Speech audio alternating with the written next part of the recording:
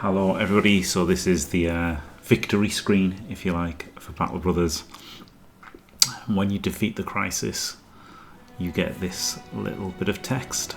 I guess I have to read it out. You come across a handful of soldiers from House Armsburg. They tilt their caps at you. Evening, mercenaries. but not sure if they're about to attack, you make a subtle nod toward Bucky. He puts his weapon within hand's reach and nods back. You return your attention to the soldiers, giving them a friendly wave. Their lieutenant steps forward, grinning. Oi, mercenary, we've little use for you in this world now. Slowly you lower your hand, hovering it above the pommel of your sword. You ask what the man means by that. He laughs. You haven't heard? War's over. The Greenskins were routed from Bockhorn just a few days ago. Scouts report seeing them bastards running for the hills every which way, fighting amongst themselves. I don't know what fucking accent this is, by the way. The orcs killing the goblins, goblins killing the orcs, just a full-on rout. So yeah, noble houses need not pay your sorry ass for nothing now, because us real soldiers got it under control. Now why don't you and your pathetic lot clear out the way? Us fighters got places to be, understand? You handle him, Bucky. The soldier's lieutenant glares at you.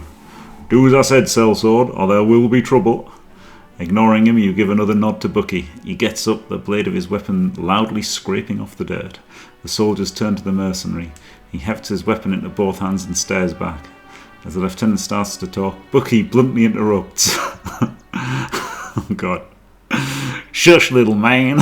I see softness in your skin. Not a scar to be seen. Eyes as fresh as the day they were born. Hands as smooth as untouched candles. If you was of the fighting sort, you'd be out there in those battles you speak of, not out here pissing in the wind. I'll give you two options, because I'm feeling nice. First option, are you listening? Because option is this. Go where you're going and don't say another goddamn word. He pauses to hold up two fingers. Option two's a mystery. Speak and ye shall learn of it. That's pretty much Bucky, right? The lieutenant's eyes have got a little wider and his mouth infinitely quieter. He glances at you, but all you can do is shrug. After another moment, the soldiers hurry away with determined silence. So there you go. So then you can keep playing, or you can retire. And if you retire, you lose it completely, right? So I will click this and then save. This was I didn't actually save after the previous fight, which was annoying because then I could have just clicked on the retire. So, but now, if you retire, then there should be a victory screen. There we go. A happy victory screen. When you took over the knob off, you did not foresee history rising up to repeat itself in the worst way possible. The Battle of Many Names was something you'd heard about, but to see the impetus behind it, surely is never mind misspelling. A great invasion of greenskins repeat itself in your own lifetime was quite the sight, and you were ready to meet it. Though the company is unlikely to see very many mentions in the histories of the world, you've no doubt that it proved crucial in defeating the green savages. If not, then why else do you have an enormous pile of gold to speak for? And it was upon that pile of coin you decided to retire, leaving the outfit in the best hands available.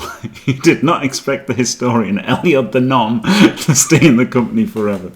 He eventually left and is said it took with him a large trove of scrolls. Brilliant. As it turns out, he's compiling a list of the Knob-Off's achievements. He created a codex of all his accomplishments, enshrining the name of all the mercenaries in the history books for future generations to see. You hope they learn something from your doings. Bensomniac the Sellsword left the knob off and started his own mercenary company. As far as you know, it's a very successful venture, and he often buddies up with the men of the knob off to work together. Your days are now spent tending to a garden and slaying the rabbits which venture into your newfound domain. Every so often you'll get wind of the knob off's doings, stories about its successors, and unfortunately, the occasional news that one of the brothers has fallen. These tales are a welcomed respite from days upon days of chasing rabbits out of your garden. You spent so much time fighting, you never realised what wars were waged between men of harvest and those goddamn nibbling monsters. So there you go. So you get your points, you get a little thing saying you won, and then that's it. But I do not like to just defeat the crisis. Defeating the crisis is, pretty easy. I like to defeat all of the legendary locations. which, you know, there's quite a few now. There's the new ones that they've added. So done the Abandoned Village, done the Artifact Reliquary, done the Icy Cave, done the Idjarok. Haven't found the Witch Hut yet. I've found the Kraken. I've got the Idjarok armor. Got a level 10 tank. I need a level 11 tank. I've got the long axes, so I can nearly do the Kraken. After the Kraken, the Watermill is easy. After the Watermill, then that makes the library a lot easier because you've got a magic sword. And then after you've done the library, that makes Goblin City a lot easier because you've got a magic shield. And then after Goblin City, Monolith is a little bit easier because you've got a magic helmet. So pretty much that's all that's left to do is get the tank, wherever he is, Pedro Jack, get him to level 11, and then go through and do all the legendary locations. So there you go. Thanks for watching, everybody. Don't forget to leave a like and subscribe, and stay fantastic.